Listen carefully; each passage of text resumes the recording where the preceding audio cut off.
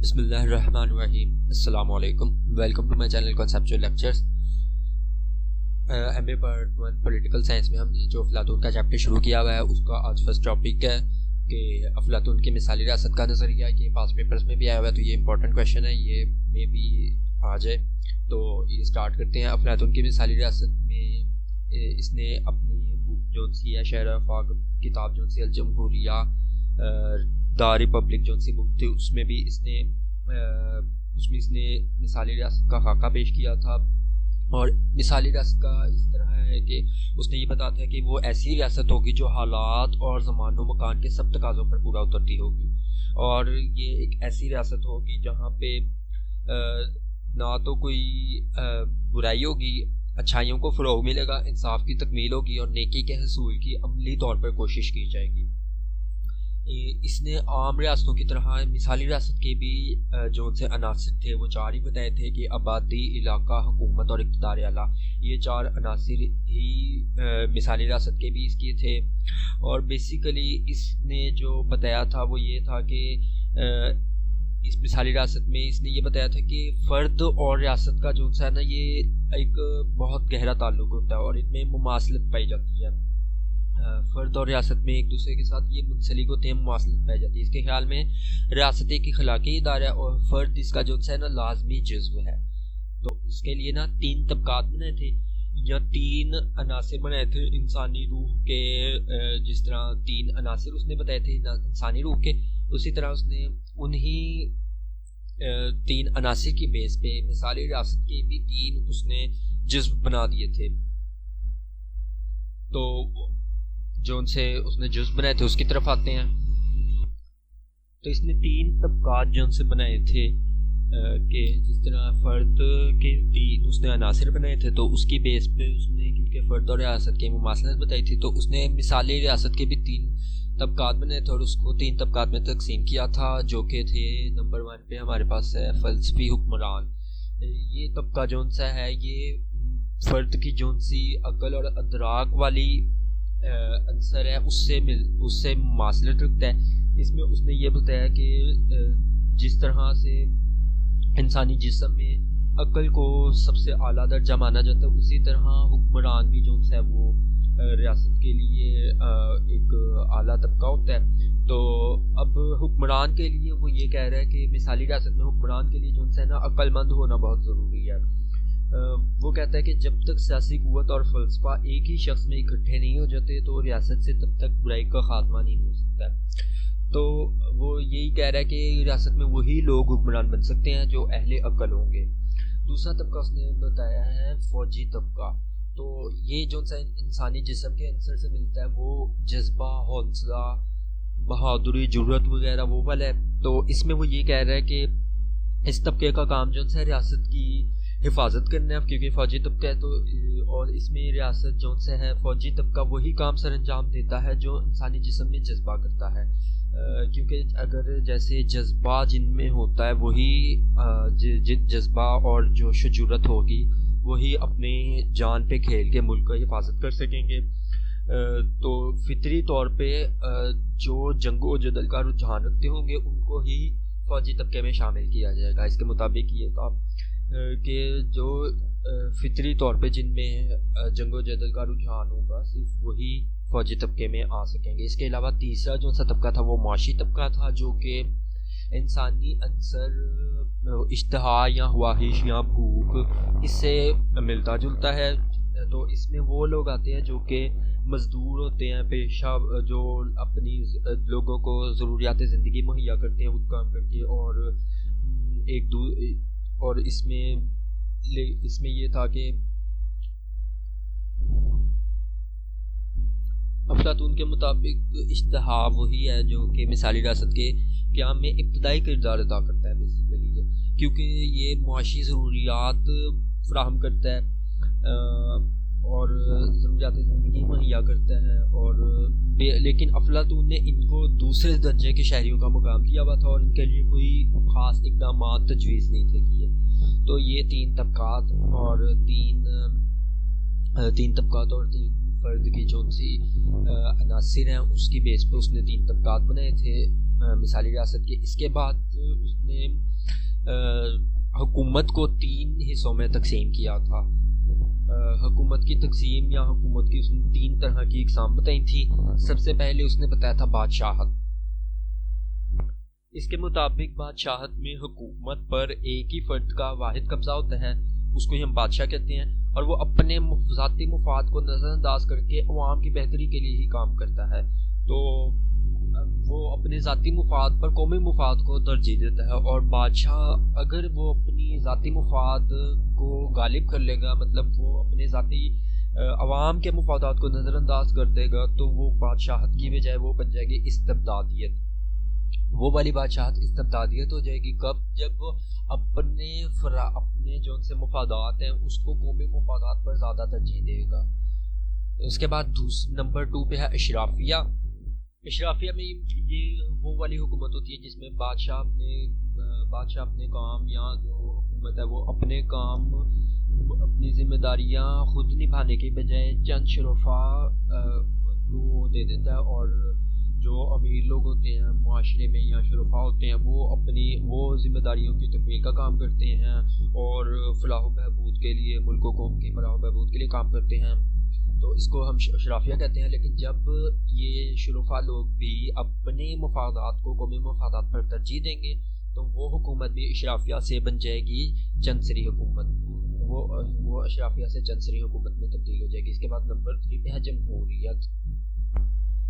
जमहूरियत में वो अफलातून के मुताबिक जमहूरियत वही है जो कुछ मुंतखब लोगों को, काफ़ी ज़्यादा मुंतखब लोगों को हुकूमत सौंप दी जाएगी और वो कौमी मफादात के लिए काम करेंगे, और अवाम के मुंतखब नुमाइंदे होंगे, वही हुकूमत करेंगे, वही फैसला साजी भी करेंगे, तो अवाम की बेहतरी के लिए काम करेंगे। लेकिन जब ये जमहूरियत में जो लोग मुंतखब होंगे ये भी अगर अपने मफादात के लिए काम करना शुरू कर देंगे तो वो हुकूमत भी नाराजियत बन जाएगी, जिसको हम अनारकी भी कहते हैं।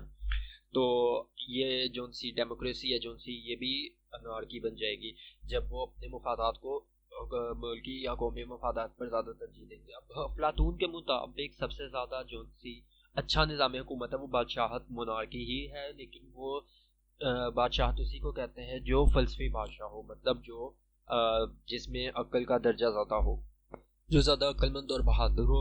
इसके बाद उसने ये इसकी खसूसियात बताई हैं, मिसाली रियासत की खसूसियात, जिसमें नंबर 1 पे है सैर तबका रियासत।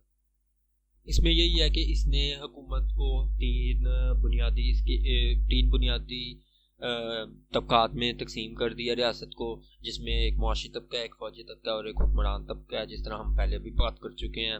उसके बाद नंबर 2 पे इसकी ये है कि फ़लसफ़ियों की हुक्मरानी। इसमें वो ये है कि फ़िलासफ़र बादशाह की हुकूमत ही होगी, और तीनों तबकात में से सिर्फ फ़लसफ़ी लोग ही हुकूमत कर सकते हैं, क्योंकि उनमें अक़ल और दानिशमंदी ज़्यादा होती है, उनका इल्म भी वसी होता है, और उनमें इल्म व हिकमत और दानाई से मोहब्बत होती है, और इंसानी कमज़ोरियों से पाक हो जाते हैं क्योंकि वो ज़्यादा ज़हीन होते हैं। तो वो उनको ही सिर्फ हुक्मरानी का हक़ देता है। उसके बाद नंबर 3 पे है हुक्मरान तबके की कानून से आज़ादी। इसमें वो ये कह, क्योंकि हुक्मरान तबके कानून बना रहे हैं तो इसलिए वो कानून की पाबंदियों से खुद आज़ाद होंगे और उन पर कोई भी कानून का इतलाक़ नहीं होता है। उसके बाद नंबर 4 पॉइंट पे वो ये कह रहा है कि फ़राइज़ की तख़सीस। इसमें जो 3 तबकात बने हैं वो अपना अपना ही काम करेंगे, जैसे जो अक़ल व दानिश वाला तबका है वो सिर्फ हुकूमत करेगा, और जो फ़ौजी तबका है वो सिर्फ मुल्क का ही दिफा करेगा, और जो काश्तकार और मज़दूर तबका है, जो मतलब मुआशी तबका है, वो लोगों के ही काम करेगा, मतलब उनको खुराक वगैरह मुहैया करेगा। इसके बाद नंबर 5 पॉइंट है अदम मुदाखलत। इसमें वो कि कोई भी तबका अपने दूसरों के कामों में दखल अंदाजी नहीं करेगा। नेक्स्ट 6 पॉइंट है निज़ाम तालीम। निज़ाम तालीम में वो तालीम पे, रियासत के लिए तालीम पे बेहद ज़ोर देता है कि रियासत जो सा है इंसानी जहन का ही मज़हर है, और रियासत को अच्छा और मेयारी बनाने के लिए जो सा इंसानी जहन की तरबियत ज़रूरी है, इसलिए वो निज़ाम तालीम पर बहुत ज़्यादा ज़ोर देता है। और औरतों और मर्दों की भी यकसा तालीम का कायल है, लेकिन जो उसने 3 तबके बनाए हैं उनके लिए अलग अलग तालीम है, इसलिए इस निज़ाम तालीम को हम तबकाती निज़ाम तालीम भी कह सकते हैं। इसके बाद नेक्स्ट हमारे पास है 7 पॉइंट इज्तिमाली और इश्तराकी निज़ाम।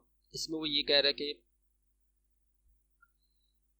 हुक्मरानों और मुहाफ़िज़ों को उसने मुश्तरका इमलाक रखने का पाबंद कर दिया है। मतलब उनकी कोई अपनी वो अलहदा से जायदाद नहीं रख सकते हैं और उन्हें ना ही इजाज़त दी है। तो ऐसा करने से वो ये कह रहा है कि उसमें लालच वगैरह नहीं पैदा होगी। तो इस तरह से वो सिर्फ कौमी मफाद के लिए ही काम करेंगे और अपना मफाद नहीं सोचेंगे। उसके बाद नेक्स्ट पॉइंट में वो ये कह रहा है कि मुसावी हैसियत, उसने औरतों और मर्दों को दोनों को बराबर ही हैसियत दी थी। वो कह रहा था कि औरतें भी तालीम के ज़रिए हर वो काम, अगर उन्हें तालीम दी जाए तो वो हर वो काम कर सकती हैं जो मर्द कर सकते हैं। और यूनान में बेसिकली जो है ना औरतों का एहतराम नहीं किया जाता था और ना इन्हें सियासी ज़िंदगी में अख्तियार करने का हक हासिल था। लेकिन अफलातून ने ये तस्वुर दिया कि औरतें भी हर वो काम करने की सलाहियत रखती हैं जो मर्द करते हैं। इसके बाद नेक्स्ट पॉइंट है आर्ट और अदब पर पाबंदी। इसने फ़न और अदब की ऐसी सूरतों पर पाबंदी आयद की है जो रियासत को गुमराह करने का बायस हों, और उसने सेहतमंद और मुफीद अदब की तजवीज़ पेश की है।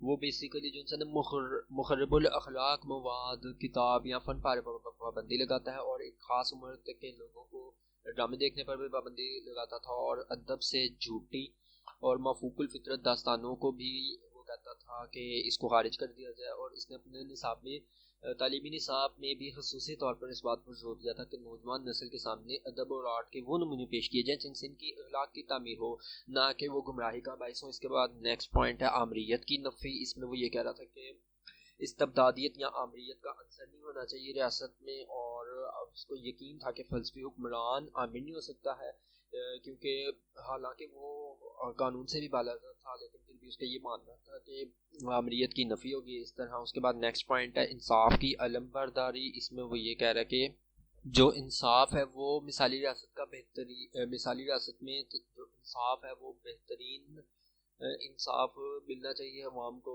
और इंसाफ ही की तलाश में बेसिकली उसने मिसाली रियासत का नज़रिया पेश किया था। और उसके नज़दीक जो सा है ना अदल ये था कि मुआशरे में रहने वाले हर शख्स से उसकी अहलियत सलाहियत और गुंजाइश के मुताबिक काम लिया जाए, मतलब जितना वो काम कर सकता है और जो जो वो काम कर सकता है, मतलब जो फ़लसफ़ी लोग हैं वो हुक्मरानी करेंगे इस तरह, इसके मुताबिक वो ये एक उसके मुताबिक ये अदल था। और इस तरह हर शख्स जो है ना वो मुसरतों से हमकनार होगा, और उसकी बुनियाद उसने ये भी रखी कि कोई भी उसमें इंटरफेयर ना करे और अदम मुदाखलत पर उसने ये बुनियाद रखी थी। तो इस तरह अफलातून ने मिसाली रियासत में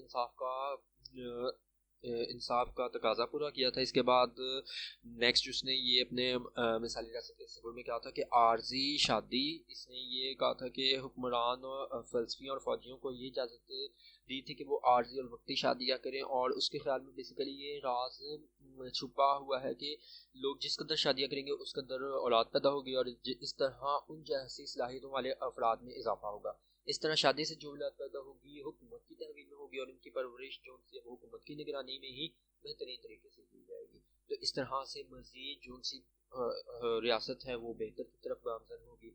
इसके बाद नेक्स्ट पॉइंट में ये कह रहा था कि मुतालिकुल अनान या कुलियत पसंद।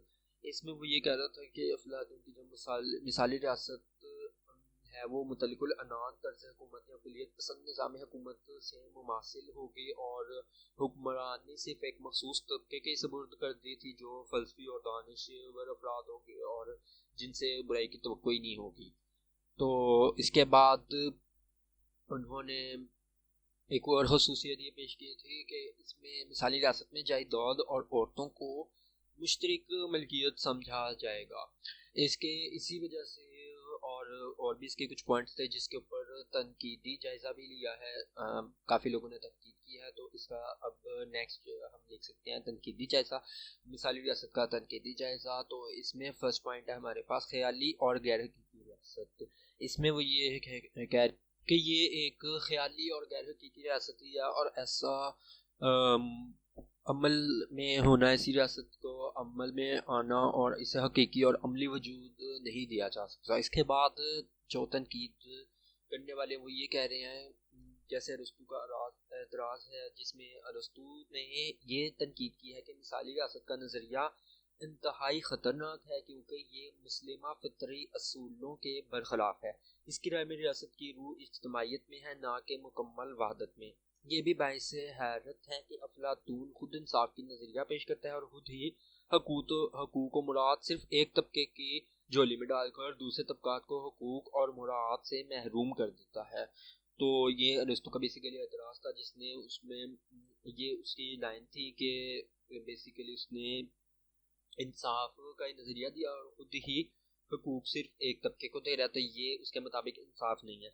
उसके बाद नंबर थर्ड पे ये तनकीद है कि फ़र्द की ज़िंदगी उसने महदूद कर दिया, मतलब फ़र्द की शख्सियत की नशोनुमा को बिल्कुल रोक दिया गया है। और इसमें जैसे फ़राइज़ की जो शराइत आयद की गई हैं और तसव्वुर इंसाफ का जो नज़रिया पेश किया है, उसमें बिल्कुल इसकी नशोनुमा जो सी है वो रुक जाती है और फ़र्द की शख्सियत के तमाम पहलुओं की नशोनुमा इस तरह से मुमकिन नहीं होगी। और इसके अलावा जो है इनफरादी तौर पर भी अपनी मर्ज़ी से काम करने की भी ममानियत है, मतलब वो उनमें जो सलाहियत है उनको वही काम करना पड़ेगा। तो ये इस तरह से भी ये भी एक तनकीद है कि जो सलाहियत है उसके मुताबिक ही काम करे, हालांकि उनका दिल अगर ना कर रहा हो और वो अपनी मर्ज़ी से काम भी नहीं कर सकते।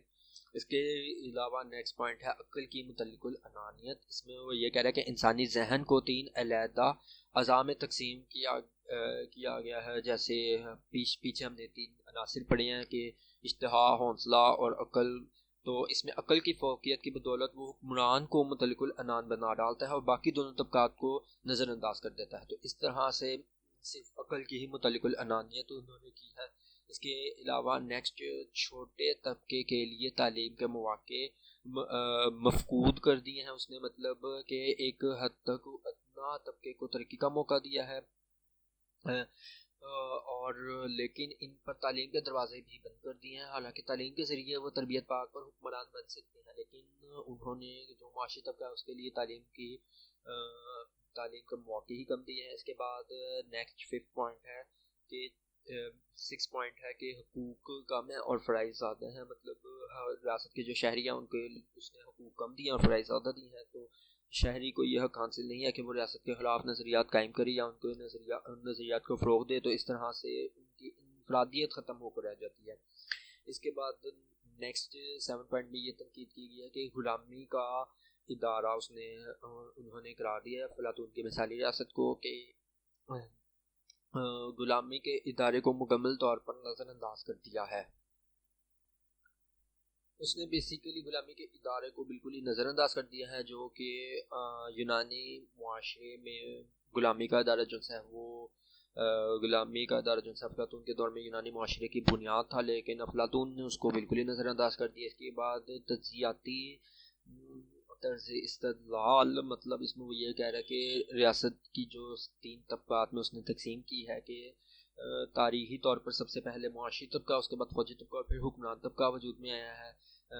तो इस तरह मिसाली रियासत की तश्कील हुई। अफलातून का ये तर्ज़ इस्तदलाल तारीख़ी नहीं है बल्कि तज्ज़ियाती है, क्योंकि तारीख़ी तौर पर अगर हम देखें तो सबसे पहले मुआशी तबका वजूद में आया, फिर फ़ौजी तबका और फिर हुक्मरान तबका, लेकिन अफलातून ने सबसे पहले हुक्मरान तबके को तरजीह दिया। तो इस तरह ये तारीख़ी नहीं है बल्कि तज्ज़ियाती है। इसके बाद मुतज़ाद तसव्वुरात, इसमें उसने ये मुतज़ाद तसव्वुरात अर्नेस्ट बार का कहना है कि अफलातून बैक वक्त दो मुतज़ाद तसव्वुरात पेश करता है। एक तो इंसानी जहन के लिए अलग-अलग तीन अज़ा पेश करता है, इस तसव्वुर को इस्लाहन अलहदगी पसंद कहा जा सकता है। दूसरी तरफ एक अंसर यानी अक्ल को इक़्तिदार आला के इख्तियारात अता करता है और बाकी दो अज़ा इश्तिहार और हौसला को इसके मातहत करार देता है। इस तरह अफलातून की फ़िक्र में उलझाव पैदा हो गया है।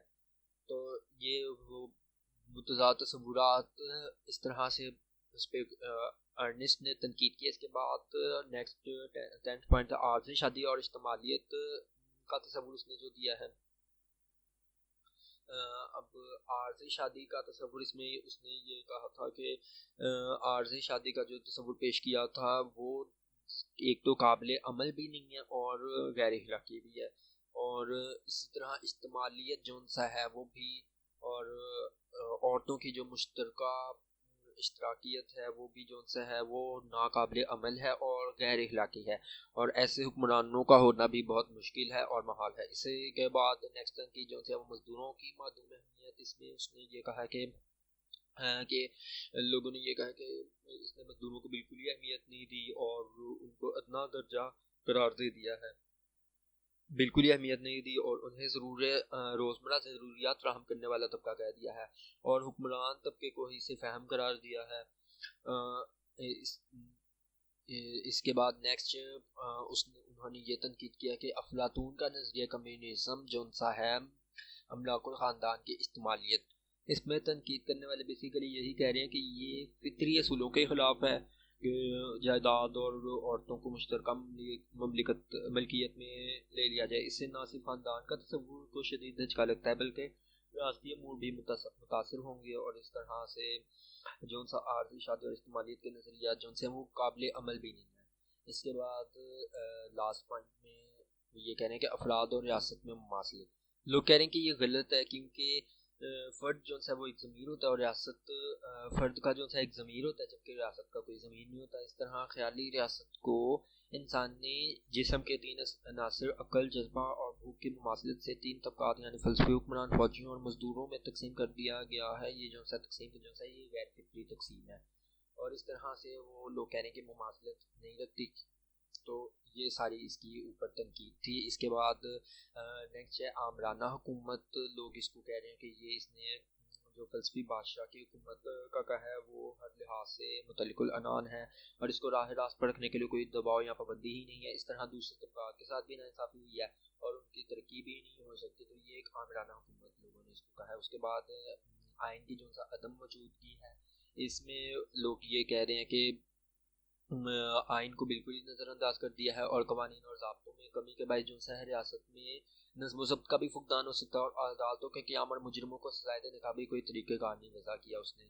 उसके बाद अखलाकियात और सियासियात का ताल्लुक, इसमें जो है मिसाली रियासत में अखलाकियात और सियासियात का कोई ताल्लुक में कोई फ़र्क ही नहीं रखा गया और अफलातून इन दोनों को एक दूसरे से मुमताज़ ही नहीं करता, कहते दोनों अखलाकियात और सियासियात दोनों एक ही हैं।